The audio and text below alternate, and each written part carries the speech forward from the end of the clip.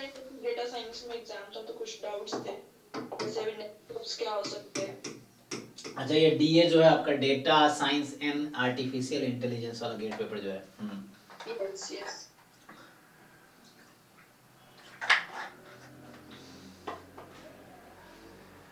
तो बताइए मैं क्या हेल्प कर सकता हूँ। हाँ।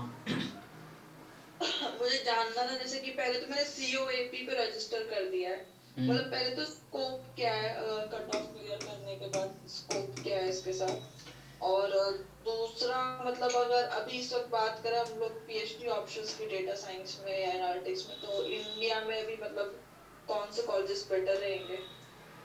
और मुझे ये जानना था कि मतलब मेरे मार्क्स जो है मतलब काफी कम है, मतलब 42.33 है, तो उसके साथ क्या मतलब आपको क्या लगता है कौन से कॉलेजेस में चांसेस हैं या कुछ है कुछ। देखिए, गेट में मार्क्स और रैंक ज़्यादा इंपॉर्टेंट नहीं है, गेट स्कोर इंपॉर्टेंट है। ठीक। तो जी। गेट स्कोर आपको, आपने एमएससी किस सब्जेक्ट में किया है? स्टैटिस्टिक्स में। स्टैटिस्टिक्स में किया है। तो आप पीएचडी स्टैटिस्टिक्स या डेटा साइंस में मतलब सुटेबल रहेगा। तो यस। जनरली पीएचडी आजकल हर आईआईटी शुरू कर रही है डेटा साइंस डिपार्टमेंट। अभी जैसे रिसेंटली मेरा एक फ्रेंड है निखिल जायसवाल, वो अभी आईआईटी गुवाहाटी में PhD in data science enrol हुआ है। तो वहां भी आप कर सकते हो, बाकी जगह भी है। जैसे कई जगह जो भी स्टैटिस्टिक्स डिपार्टमेंट है आईआईटीज में, हर आईआईटी में स्टैटिस्टिक्स के प्रोफेसर हैं, डिपार्टमेंट मैथमेटिक्स ही है। तो प्रॉपर आईआईटी में स्टैटिस्टिक्स डिपार्टमेंट नहीं है, लेकिन आप अगर उनके अंडर पीएचडी करोगे तो वो लोग भी डेटा साइंस में काम करते हैं। जैसे आईआईटी बॉम्बे में भी है, आईईओआर डिपार्टमेंट है, वो लोग भी जनरली डेटा साइंस के फील्ड में काम करते हैं। So it is not like कि जहाँ पे डेटा साइंस डिपार्टमेंट है वहीं पे डेटा साइंस में पीएचडी कर सकते हैं आप स्टैटिस्टिक्स में भी पीएचडी ज्वाइन करते हैं तो वहाँ कुछ प्रोफेसर होंगे जो जिनका रिसर्च एरिया आर्टिफिशियल इंटेलिजेंस या डेटा साइंस है, या आप कंप्यूटर साइंस, जो जितने भी कंप्यूटर साइंस डिपार्टमेंट है आईआईटीज में या कहीं भी, तो वो लोग भी इसी फील्ड में जनरली वहाँ पे कुछ प्रोफेसर होंगे जो डेटा साइंस फील्ड में काम करते हैं। तो यू कैन टेक एडमिशन, कोई प्रॉब्लम नहीं है। आप किसी भी आईआईटी में देख लो आपको कहाँ इंटरेस्ट है, उसमें अप्लाई कर सकते हो। आप पूछ रहे हो ऑप्शंस क्या क्या है।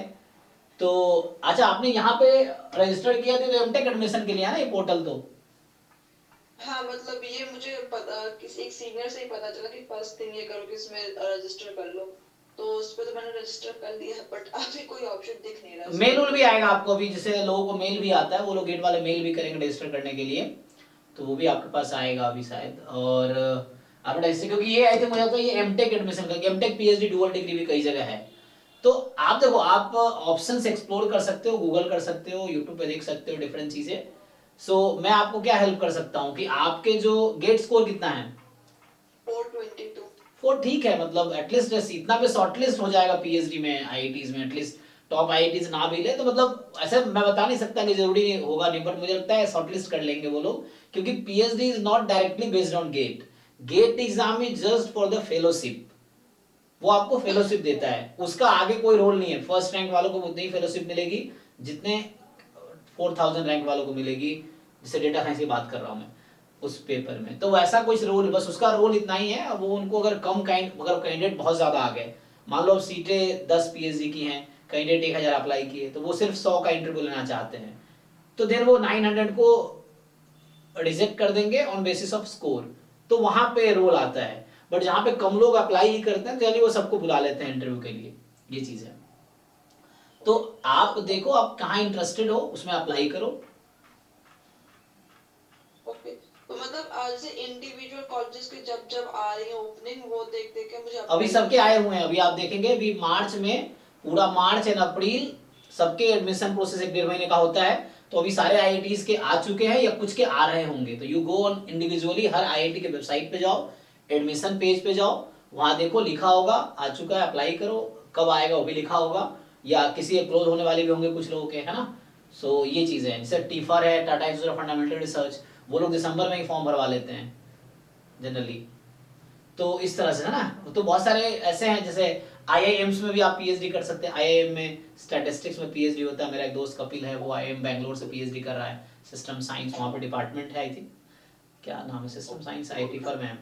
तो आईआईटीज आईआईएम इन सब में ऑप्शंस हैं आपको स्टैटिस्टिक्स या डेटा साइंस से रिलेटेड पीएचडी के लिए। तो आपको इंडिविजुअली ही अप्लाई करना पड़ेगा।